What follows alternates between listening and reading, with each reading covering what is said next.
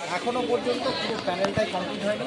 506 জনের নিয়োগ প্রক্রিয়া শুরু হলেও বাদবাকি প্যানেলটা টাঙানো হয়নি এবং চেয়ারম্যান ডিক্লেয়ার করছেন 622 জনের নন জয়েনিং সিট আছে, সেই সিটটাও দেওয়া হয়নি।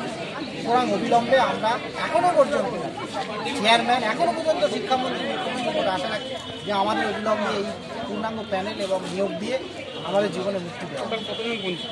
এখনো পর্যন্ত 328 জনের প্যানেলটাই টাঙানো হয়নি। 5% মানে আরও 92টা সিট, তার মানে 420 জনের সিট প্লাস 622 জনের নন জয়েনিং সিট বেরিয়েছে। টোটাল 1042টা সিট এখনো পর্যন্ত আমরা নিয়োগ পাবো মেরিটের ভিত্তিতে।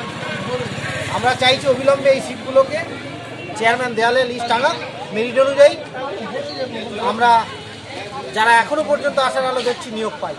না হলে আমরা দেখলাম যে অনেকে মারা গেছে অ্যাপয়েন্টমেন্ট লেটার যাচ্ছে হাইকোর্টের অর্ডারে গতদিন।